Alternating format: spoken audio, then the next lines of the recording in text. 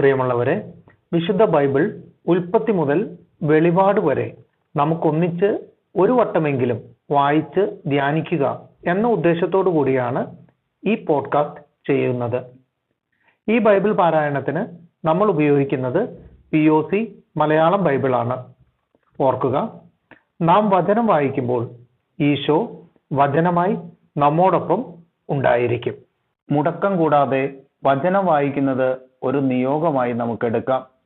അതിനായി പരിശുദ്ധാത്മാവേ, ഞങ്ങളെ ശക്തിപ്പെടുത്തണമേ എന്ന് പ്രാർത്ഥിക്കാം.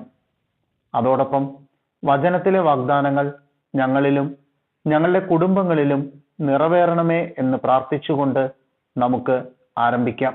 ഇന്ന് നമ്മൾ വായിച്ച് ധ്യാനിക്കുക രാജാക്കന്മാരുടെ 2-ാം പുസ്തകത്തിലെ 3-ാം അധ്യായമാണ്. ഇസ്രായേലും മൊവാബ്യരും തമ്മിൽ യുദ്ധം.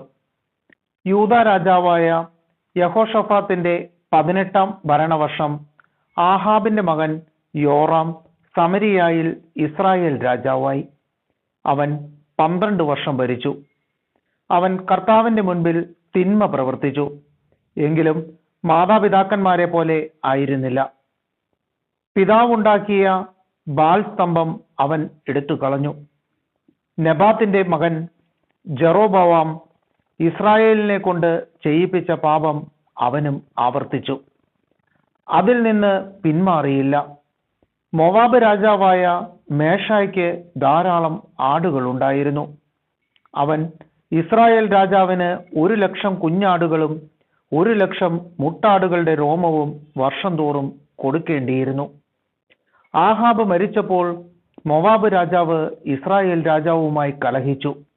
അപ്പോൾ യോറാം രാജാവ് സമരിയായിൽ നിന്ന് വന്ന് ഇസ്രായേൽക്കാരെയെല്ലാം ഒന്നിച്ചു കൂട്ടി. അവൻ യൂദാ രാജാവായ യഹോഷഫാത്തിന് സന്ദേശമയച്ചു: മൊവാബ് രാജാവ് എന്നെ എതിർക്കുന്നു. അവനെതിരെ യുദ്ധം ചെയ്യാൻ നീ എന്നോടൊപ്പം വരുമോ? അവൻ പറഞ്ഞു, ഞാൻ വരാം. ഞാൻ നിന്നെ പോലെയും എൻ്റെ ജനം നിന്റെ ജനം പോലെയും എൻ്റെ കുതിരകൾ നിന്റെ കുതിരകൾ പോലെയും ആണ്. അവൻ ചോദിച്ചു, ഏതു വഴിക്കാണ് നാം നീങ്ങേണ്ടത്? യോറാം പറഞ്ഞു, ഏദോം മരുഭൂമിയിലൂടെ പോകാം. അങ്ങനെ യൂദാ രാജാവിനോടും ഏദോം രാജാവിനോടും കൂടെ ഇസ്രായേൽ രാജാവ് പുറപ്പെട്ടു. വളഞ്ഞ വഴിക്കുള്ള 7 ദിവസത്തെ യാത്ര കഴിഞ്ഞപ്പോൾ സൈന്യത്തിനും മൃഗങ്ങൾക്കും വെള്ളമില്ലാതായി. ഇസ്രായേൽ രാജാവ് പറഞ്ഞു, കഷ്ടം! കർത്താവ് ഈ 3 രാജാക്കന്മാരെയും മൊവാബ്യരുടെ കയ്യിൽ ഏൽപ്പിച്ചു കൊടുക്കാൻ വിളിച്ചിരിക്കുന്നുവല്ലോ. യഹോഷഫാത്ത് ചോദിച്ചു, കർത്താവിന്റെ ഹിതമാരായേണ്ടതിന് അവിടുത്തെ ഒരു പ്രവാചകൻ ഇവിടെ ഇല്ലേ? ഇസ്രായേൽ രാജാവിന്റെ ഒരു സേവകൻ പറഞ്ഞു, ഏലിയായുടെ കയ്യിൽ വെള്ളം പകർന്നവനും ഷാഫാത്തിന്റെ മകനുമായ ഏലീഷ ഉണ്ട്. യഹോഷഫാത്ത് പറഞ്ഞു, കർത്താവിന്റെ വചനം അവനോട് കൂടെയുണ്ട്. ഇസ്രായേൽ രാജാവും യഹോഷഫാത്തും ഏദോം രാജാവും അവന്റെ അടുത്തേക്ക് പോയി.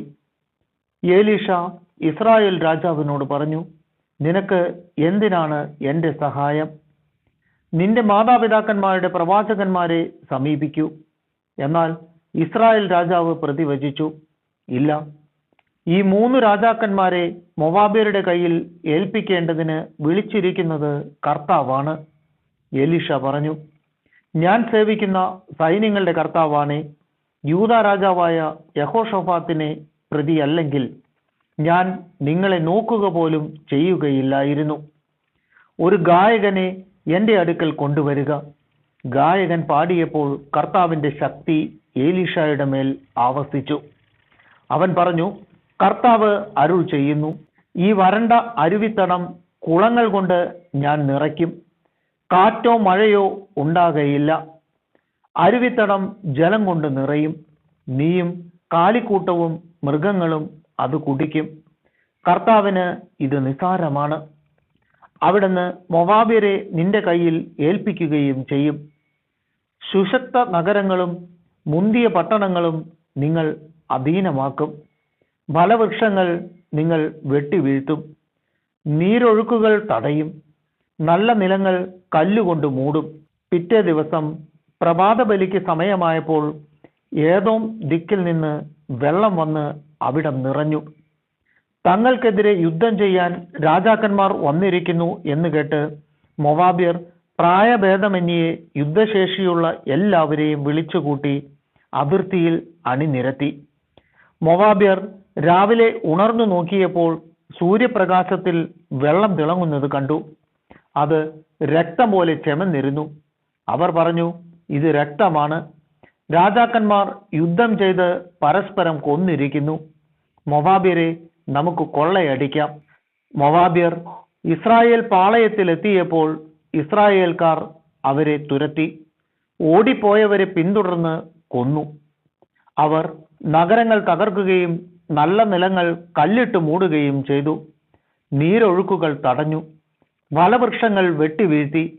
അങ്ങനെ കീർഹരേസെത്ത് കൽക്കൂമ്പാരമായി. കവണക്കാർ അതിനെ വളഞ്ഞു കീഴടക്കി. യുദ്ധം പ്രതികൂലമെന്ന് കണ്ട മൊവാബ് രാജാവ് 700 ഖഡ്ഗധാരികളെയും കൊണ്ട് ഏദോം രാജാവിനെതിരെ കുതിച്ചു കയറാൻ നോക്കി. എന്നാൽ സാധിച്ചില്ല. കിരീടാവകാശിയായ മൂത്ത പുത്രനെ അവൻ മതിലിന്മേൽ ദഹനബലിയായി അർപ്പിച്ചു. സംഭീതരായ ഇസ്രായേലിയർ അവനെ വിട്ട് നാട്ടിലേക്ക് മടങ്ങി.